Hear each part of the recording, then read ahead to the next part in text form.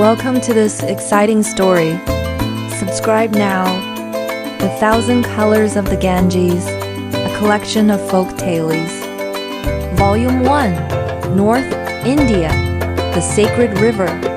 Chapter 2, The Eternal Diya, the Pledge of the Festival of Lights.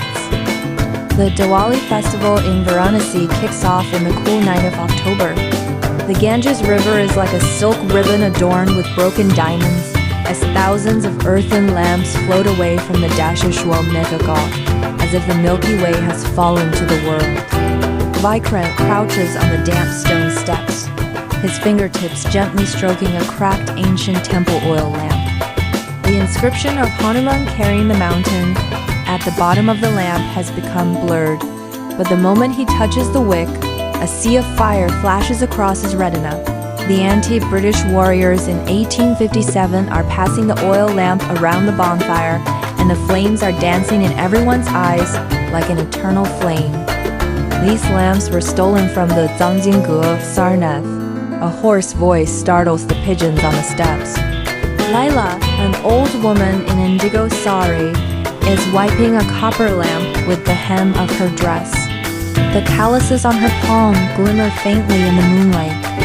Every scratch is the memory of the lamp spirit, just as the palm lines of a person hide their past life. Lila is the last oil lamp craftsman in Varanasi.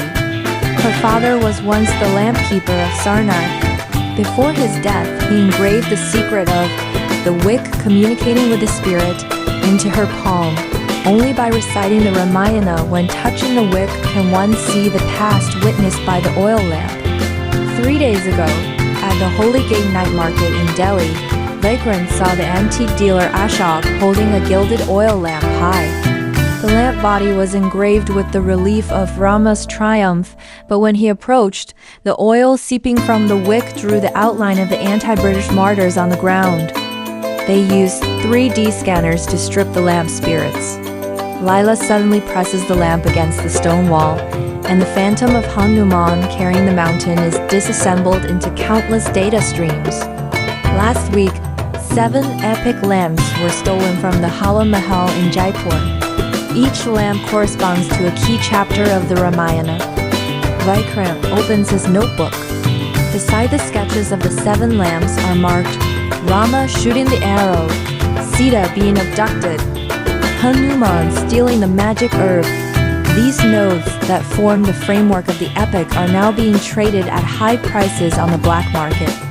When he and Elia traced to the mechanical workshop in Jaipur, in the damp basement, the young treasure thief Ravi was adjusting the gears in front of a bronze Hanuman statue.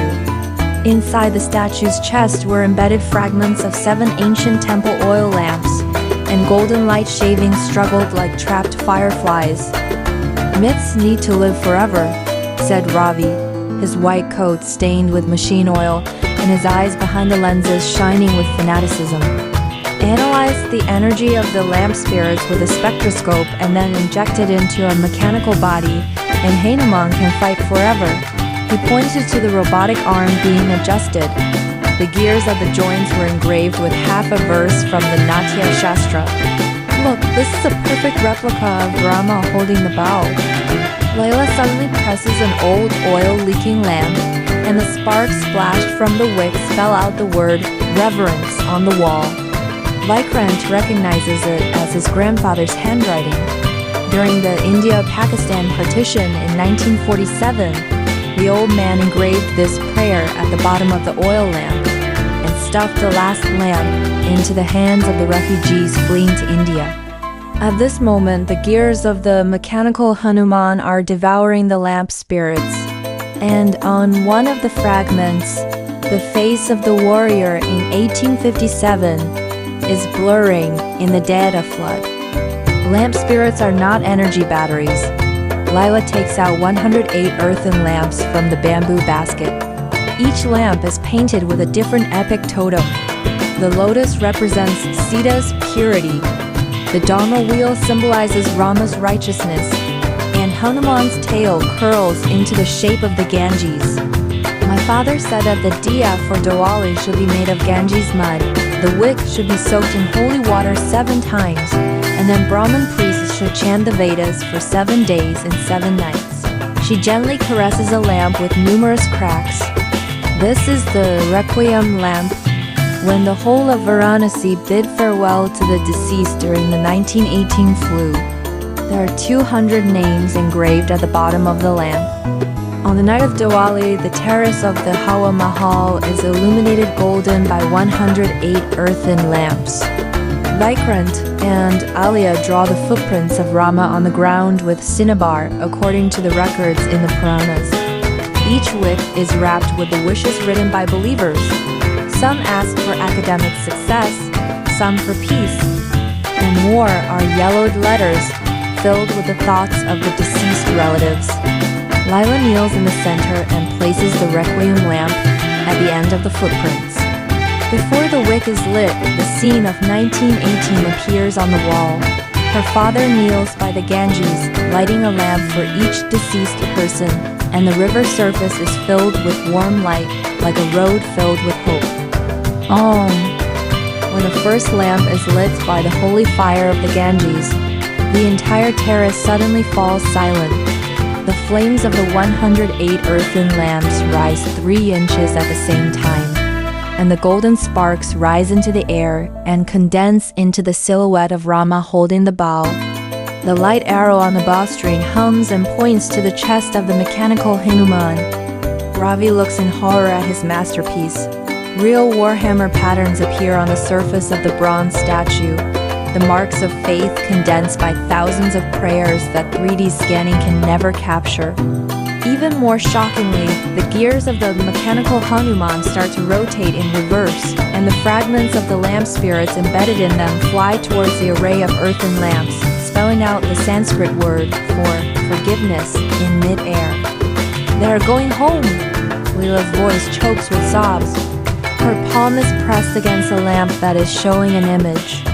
Vikrant sees the face of the warrior in 1857.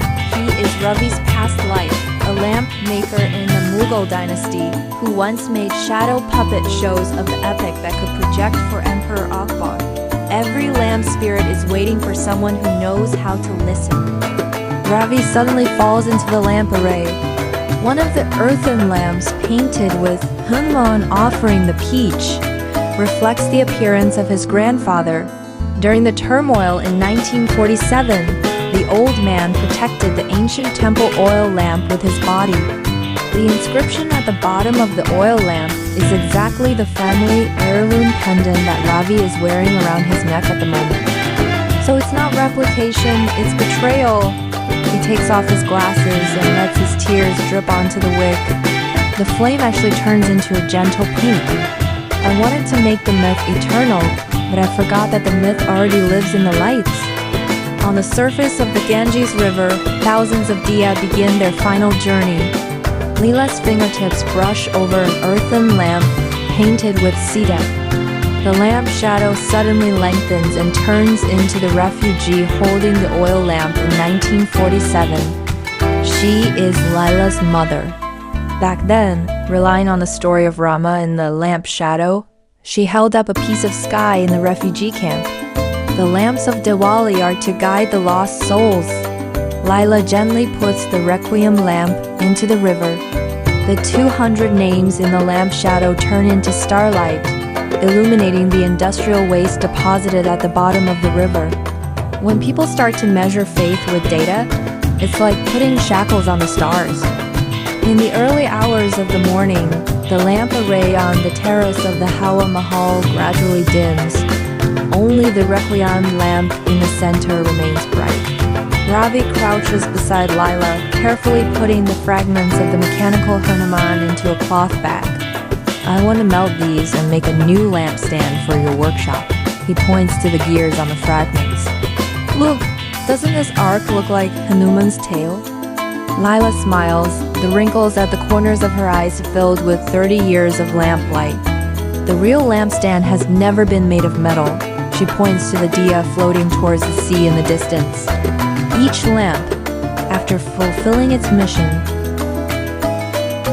turns the last drop of oil into a shooting star.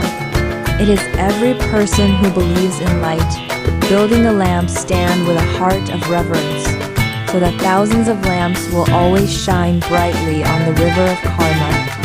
Vikrant looks at the river surface and finds that the section of the river polluted by the gears has been purified by the lamplight.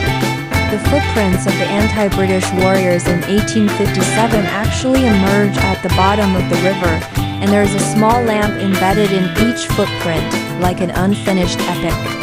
When the first ray of sunlight sweeps across the spire of the Hala Mahal, the 108 earthen lamps happen to float into the shape of a Dharma wheel, which is a symbol of Vishnu and also the most authentic pledge of Diwali. Light is born from reverence, survives through inheritance, and never goes out in the hearts of everyone who lights the Diya.